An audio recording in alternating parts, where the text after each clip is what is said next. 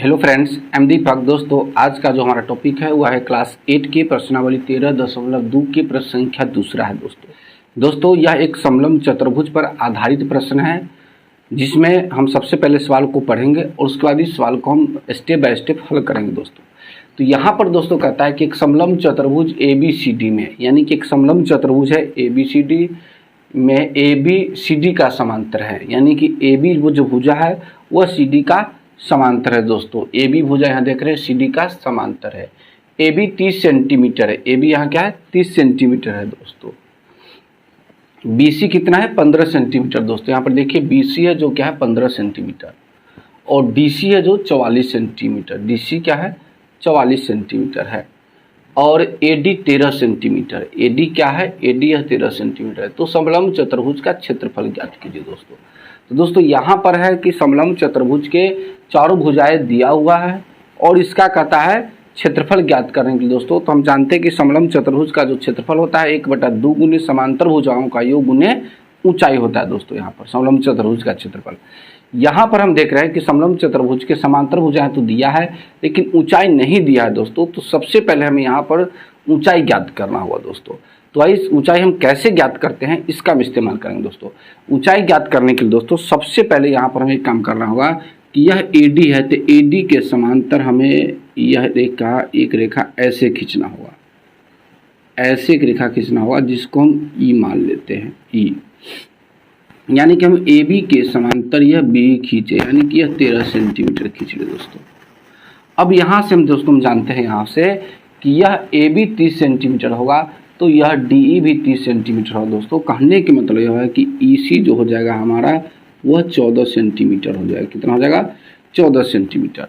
जब हमें D 30 centimetre हो गया, यह हो जाएगा 30 सेंटीमीटर यहाँ से यहाँ तक। दोस्तों तो यह E से C तक हो जाएगा, यानी कि 44 में से हम 30 को घटा लिए दोस्तों तो EC कितना निकल गया 14 सेंटीमीटर। दोस्तों यहाँ पर दोस्तों हम देख रहे हैं कि त्रिभुज BEC के तीनों भुजाएं हमें मालूम है। दोस्तों तो यहाँ पर हम इस त्रिभुज का क्षेत्रफल निकाल सकते हैं। दोस्तों और इसी के आधार पर हम क्या कर सकते हैं, इस त्रिभुज के जो है समलंब चतुर्भुज की ऊंचाई ज्ञात कर लेंगे, यानी कि इस त्रिभुज की ऊंचाई निकालेंगे जो कि समलंब चतुर्भुज का ऊंचाई होगा। दोस्तों तो यहाँ पर हम पहले लिखते हैं त्रिभुज BEC में, यहाँ पर लिखेंगे दोस्तों त्रिभुज BEC में, त्रिभुज BEC में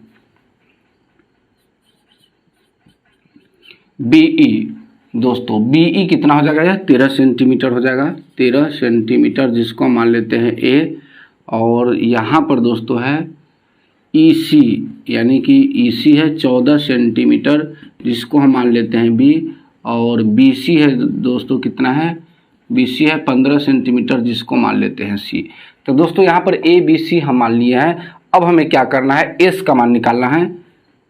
S बराबर है A plus B plus C बटे 2 होगा। दोस्तों तो A के मान हो जाएगा 13, B के मान हो जाएगा 14 और C का मान हो जाएगा 15। दोस्तों इसको ऐड करेंगे और 2 से भाग करेंगे, 5 4 9 3 12, 12 के हो जाएगा दोस्तों 2 हासिल 1 1 2 3 3 1 हो जाएगा 4, 42 बटे 2 दोस्तों कट जाएगा तो हो जाएगा 21।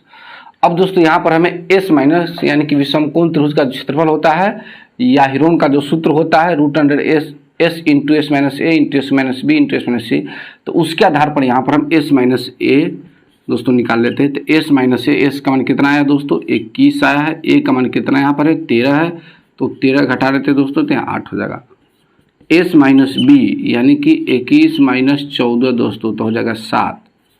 S माइनस C यानी कि 21 माइनस 15 यानी कि हो जाएगा 6। दोस्तों तो यहाँ पर इस त्रिभुज का क्षेत्र यानी कि S into S minus B into S minus C निकल गया। दोस्तों अब यहाँ पर हम क्या करेंगे, यहाँ पर लिखेंगे त्रिभुज BEC का क्षेत्रफल, त्रिभुज BEC का क्षेत्रफल बराबर root under S into S minus A into S minus B into S minus C हो जाएगा। दोस्तों यहाँ पर हम देख रहे हैं दोस्तों कि S का मान कितना है। दोस्तों यहाँ पर दिया हुआ 21 तो 21 लिखेंगे, एस माइनस ए का मान कितना दिया है 8, तो हो जाएगा 8। एस माइनस बी, तो एस माइनस बी का मान यहाँ कितना दोस्तों दिया है 7, तो लिखेंगे 7। और एस माइनस सी का मान कितना दोस्तों दिया है यहाँ पर 6 है, तो 6 लिखेंगे दोस्तों यहाँ पर।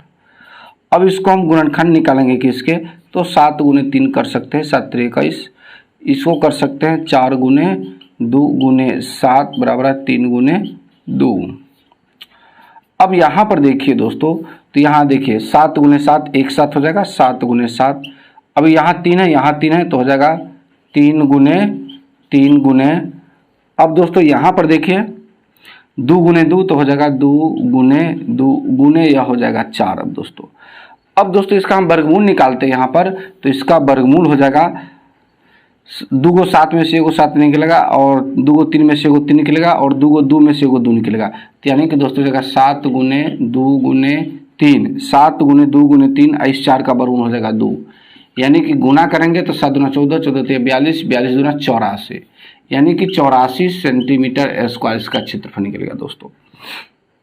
तो इस तरीके से दोस्तों यहाँ पर देख रहे हैं त्रिभुज BEC का क्षेत्रफल जो निकला हुआ 84 सेंटीमीटर स्क्वायर निकला है दोस्तों। अब यहाँ पर इसी त्रिभुज में दोस्तों यहाँ पर इसका ऊंचाई हम मान लेते हैं ऐसे ऐसे ऐसे करके, यह BM मान लेते हैं ऊंचाई, यानी कि BM ऊंचाई है। तो पुनः त्रिभुज BEC का क्षेत्रफल लिखते हैं दोस्तों, लिखेंगे त्रिभुज BEC का क्षेत्रफल, त्रिभुज BEC का क्षेत्रफल बराबर 1/2 गुने आधार होता है, आधार गुण ऊंचाई, तय EC गुण ऊंचाई हो जाएगा BM, ऊंचाई हो जाएगा BM दोस्तों यहाँ पर। तो यहाँ पर देखिए दोस्तों, यानी कि त्रिभुज BEC का क्षेत्रफल है, त्रिभुज BEC का क्षेत्रफल 1/2 गुने आधार है EC, तो EC और ऊंचाई हो जाएगा BM, तो यहाँ पर BM दोस्तों। और इसी त्रिभुज का क्षेत्रफल निकाले कितना 84, तो यहाँ पर दोस्तों लिख देंगे हम 84 बराबर है 1/2 गुने EC कितना यहाँ पर है 14 है, तो लिखेंगे यहाँ पर हम क्या लिखेंगे 14 गुने BM।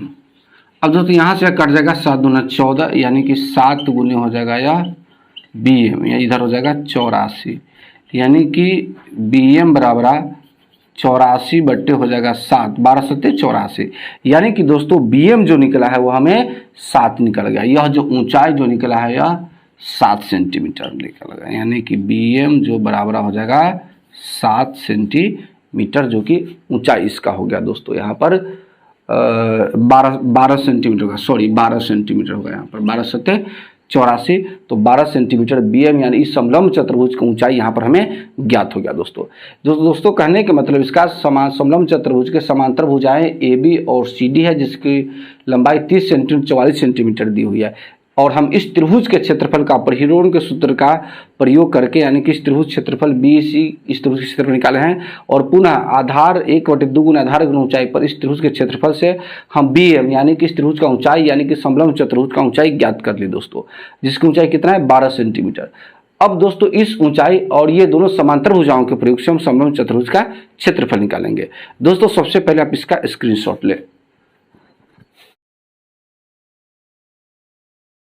तो दोस्तों अभी हमने इस त्रिभुज BEC के प्रयोग से यह ऊंचाई यानी कि BM निकाला है, जो कि 12 सेंटीमीटर होता है, यानी कि ऊंचाई जो कि है BM, क्या है BM, जो कि 12 सेंटीमीटर है। और दो समांतर भुजाएं हैं जो कि दोस्तों फिगर में दिया है, AB कितना है, AB है 30 सेंटीमीटर, और एक है CD जो कि 44 सेंटीमीटर है दोस्तों। अब हम क्या करेंगे, तो लिखेंगे समलंब चतुर्भुज ABCD का क्षेत्रफल, लिखेंगे यहाँ पर